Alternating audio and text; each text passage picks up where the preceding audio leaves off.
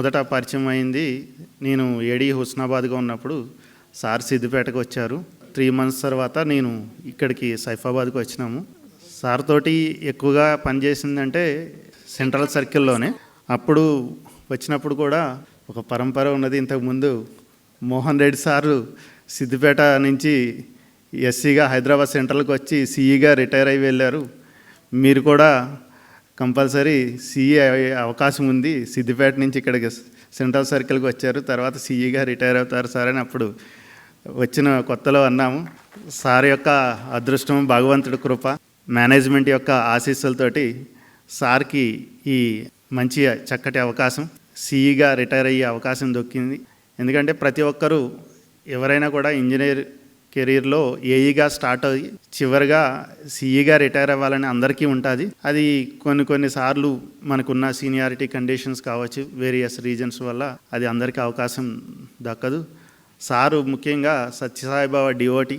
ఇక Chandramohan sir work లైఫ్కి వస్తే చాలా సున్నితంగా ఎంత విషయాన్నైనా కూడా టెన్షన్ పడుతూ, ఆయన పక్కన వాళ్ళని టెన్షన్ పెట్టకుండా ఏం కాదులే భయ్ అవుతుంది, మంచిగా చేయి అనడం. ఏదైనా చేయగానే గుడ్.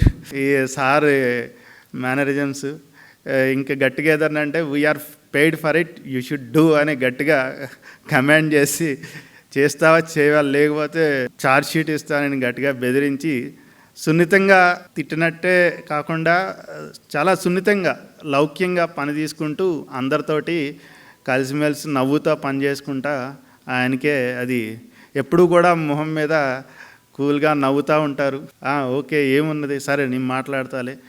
కొన్నిసార్లు ఆయన చాలా ఆల్ ఆఫ్ సడన్ చాలా స్పాంటేనియస్గా ఆయన చెప్పే సమాధానాలకి మేనేజ్మెంట్ దగ్గర కూడా మంచి మార్కులే కొట్టారు. రీసెంట్గా కూడా మీటింగ్స్లో కూడా సిఎండి గారు కూడా ఈయన ఇచ్చే రిప్లైస్కి వెరీ ఇంప్రెసివ్గా, అంటే ఎంతవరకు మాట్లాడాలో సారు ముఖ్యంగా చెప్పేది కూడా అదే. ఎక్కువగా మనకి తెలిసిన ఏదున్నా ఎంతవరకు చెప్పాలో అంత రిజర్వ్డ్గా ఉంటుంది. డెఫినెట్గా మేనేజ్మెంట్ అన్నీ కూడా అబ్జర్వ్ చేస్తుంది. సో మనం చేయాల్సిన పనిలో మనం హానెస్ట్గా పని చేసుకుంటా పోతే రిజల్ట్స్ అనేవి ఆటోమేటిక్గా అవే వస్తాయి అనేది సారు ముఖ్యంగా ఎప్పుడైనా కలిసినప్పుడు కూడా చెప్పేది. నిజంగా ఆ విషయంలో మాత్రం ఎక్కడ కూడా ఆయన స్ట్రెస్ని స్ట్రైట్ అవే ఎంప్లాయీస్ మీద రుద్దీసి అట్లాంటి పరిస్థితి అయితే ఈ గడిచిన ఆయన వచ్చిన 1 year టెన్యూర్లో ఎక్కడ మాకు అనిపించలేదు. చాలా సాఫీగానే సార్ తోటి జర్నీ అయిపోయింది.